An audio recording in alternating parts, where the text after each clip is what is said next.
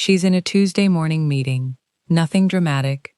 A strategy deck, coffee going cold, someone droning on about Q3 targets. She hasn't thought about him in days. He's blocked.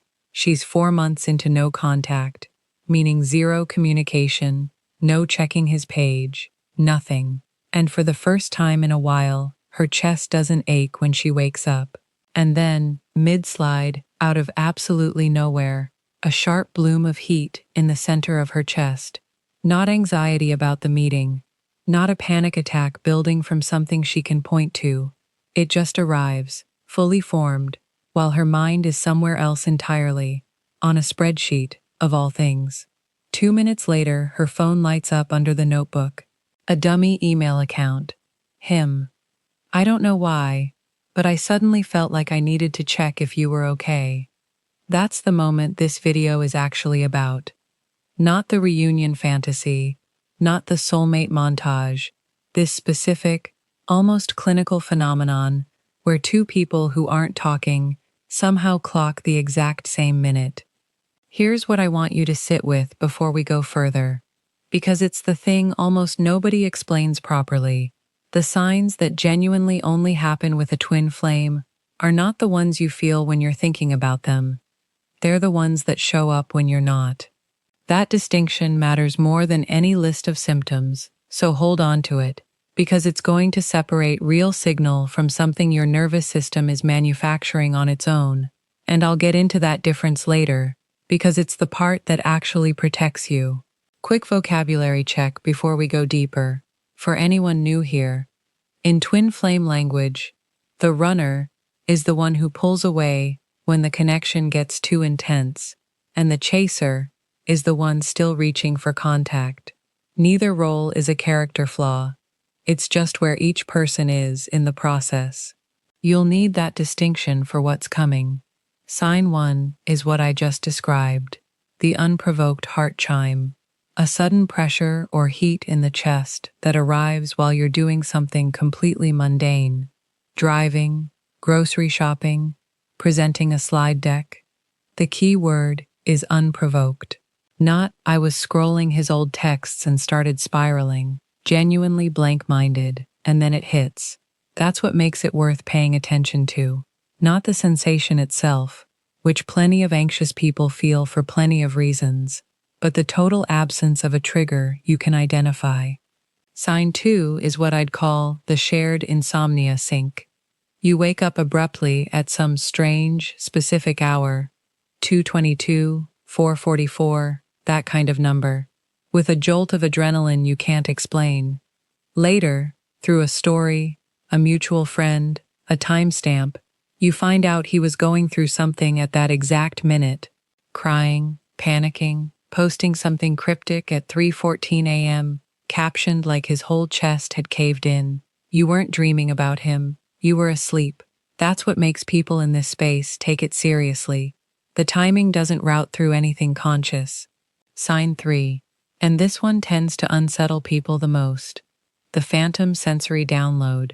You're alone in a room, nothing going on, and suddenly you catch a specific smell, his cologne, cigarette smoke, whatever scent belonged to him. Or you feel something like a hand briefly resting on your shoulder when nobody's there.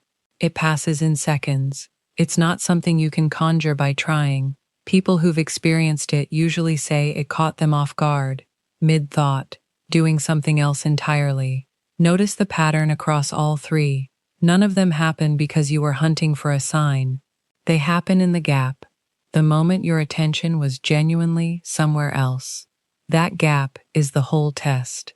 Anyone can manufacture a feeling by staring at old photos at 1 a.m.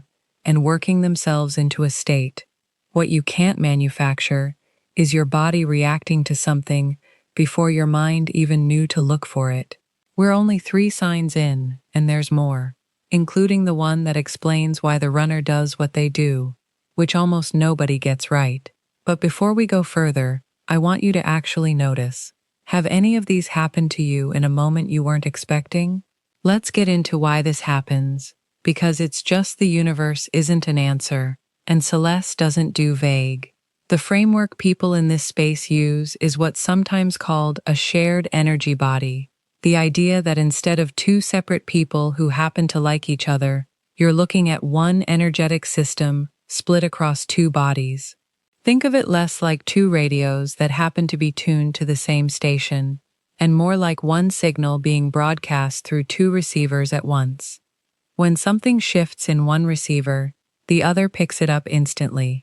Not because anyone sent a message, but because it was never really two separate signals to begin with. That's the theory behind the heart chime, the insomnia sync, the phantom touch. Not telepathy in the "I'm sending you a thought" sense, more like there's no real separation to cross in the first place. Now here's sign 4, and it's the one that explains the entire runner-chaser dynamic, so pay attention to this one specifically. The automated border block. This is what happens the instant the chaser genuinely, not performatively, genuinely stops leaning forward, stops checking the page, stops waiting for the phone to buzz, actually redirects their attention into something else, a hobby, a project, their own life, and within hours, sometimes minutes, the runner reaches out, unprompted, no warning. People in this space explain it through something borrowed from physics, the quantum entanglement parallel. Two particles that become entangled will mirror each other's state instantaneously, no matter the distance between them, as if the space separating them doesn't fully apply. Applied here, when the chaser's energetic pressure drops, the system tips out of balance, and the runner gets pulled back toward equilibrium, without consciously deciding to reach out. It's not that they suddenly remembered they loved you, it's that the pressure that was pushing them away just lifted. I want to be very direct about something here, because this is where most content in this niche gets it wrong and makes women feel worse instead of better. The runner is not running because they don't care, they're running because the mirror is too accurate. A twin flame connection doesn't just show you your best qualities, it shows you the exact shape of your unhealed stuff, reflected back with no editing. Some people can sit with that. Some people bolt. The bolting isn't a verdict on how much you mattered to them. It's a verdict on how much they could tolerate seeing. Sign 5 is the timeline crash parallel, and this is the one people usually bring up first because it's the easiest to point to as proof. You find out, going back through old photos or old stories, that something happened to both of you on the same date, years before you met. Same month you each broke a bone as a kid, moved to the same city, the same year, without ever crossing paths. One woman I've heard about discovered she and her counterpart were both hospitalized, one for an appendectomy, one for a ruptured ulcer, within 3 hours of each other, 3 states apart, years before they'd ever spoken. That kind of overlap doesn't prove anything on its own, but it's the detail that tends to make people stop treating this as a coincidence and start treating it as a pattern. Here's a distinction I need you to hold on to, because it's the difference between real signal and your own anxiety talking. Genuine telepathic feeling moments happen when your mind is blank. Obsessive, anxious daydreaming happens when your mind is looping. If you're lying awake at 1 a.m. rereading his old texts and you suddenly feel a wave of grief, that's not a download, that's just grief, manufactured by the loop you're stuck in.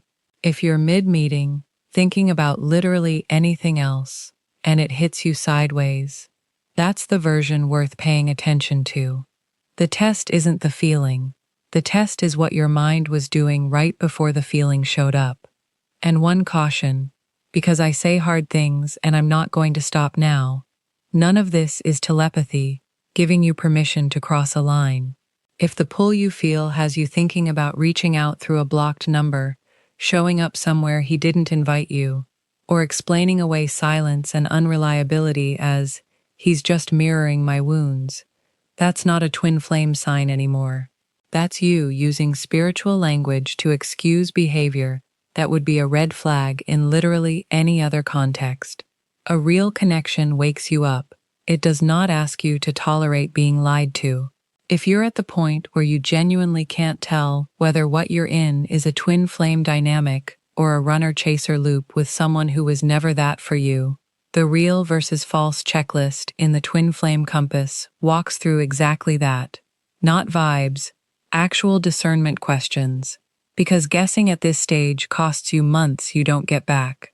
2 signs left, and they're the ones that tie all of this into what actually happens next in the journey, including the part almost nobody wants to hear about surrender.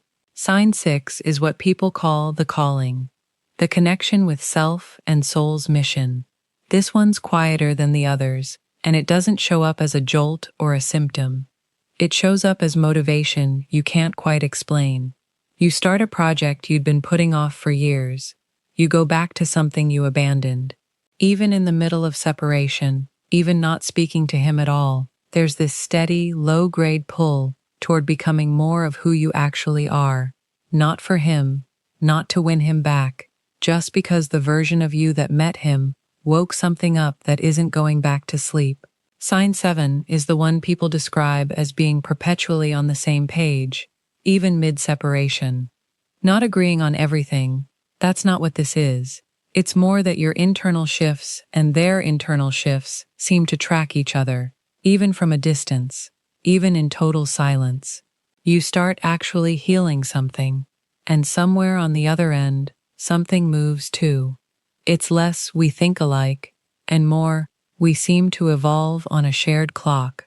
Now, what do you actually do with any of this? If you're the chaser, the guidance that keeps coming up across this space is what's sometimes called the mirror pivot. Not manifest him back, not send more energy his way. The opposite. Every time you feel the urge to check his page, to text, to look for a sign, treat that urge itself as information. It's not telling you something about him. It's pointing at a hole in you, usually an old fear of being abandoned or being boring, being not enough. And instead of feeding that urge outward, toward him, you feed it into something of your own, a project, a goal, something that's yours regardless of what he does next. For the physical symptoms, the chest flutters, the 3 a.m. jolts, the guidance isn't to obsess over what he's doing right now. It's a grounding practice. Sit on the floor, both hands over your heart, and say out loud that you're pulling your energy back into your own body. Simple. Not because it's magic, but because it interrupts the spiral and puts your attention back where it can actually do something. And if a wave of grief or panic hits you out of nowhere, with no clear cause, the practice some people use is what's called an emotional audit. Ask yourself honestly, was I fine 2 minutes ago? If yes, don't build a story around it. Don't decide it means he's suffering, or thinking of you, or about to text. Just breathe through it for a minute or two, and let it pass without narrating it. Here's the part I won't soften, because I never do. Chest tightness. Waking up at 3 a.m. with your heart pounding. A sudden wave of dread that comes from nowhere. Those are real physical symptoms. And they're also, very commonly, symptoms of clinical anxiety, of a nervous system that's been through something, sometimes of actual heart issues that have nothing to do with anyone else's energy at all. If this is happening to you regularly, please don't let a spiritual label be the reason you skip an actual doctor or an actual therapist. Calling something a twin flame symptom doesn't rule out that it might also just be your body asking for help. You can believe in the connection and still take care of the body carrying you through it. And the same honesty applies to obsession. If what you're calling telepathy has you thinking about crossing a line, reaching out through a number they haven't blocked, showing up somewhere uninvited, explaining away weeks of silence as, he just needs to run, that's not a sign anymore. That's a story, protecting you from an answer you don't want to sit with. A real connection never requires you to override someone else's boundary to prove it's real. If you're trying to work out whether what you went through actually maps onto the stages I've described here, or whether you've been stuck in a runner-chaser loop longer than makes sense, That's the exact thing the 30-day protocol in the Twin Flame Compass is built to walk you through, step by step, instead of you guessing at 2 a.m. Whatever you're carrying tonight, the chest tightness, the 3 a.m. wake up, the smell that isn't really there, you don't have to have it all figured out by morning. Just notice what your body already knows. That's usually where the truth was sitting the whole time.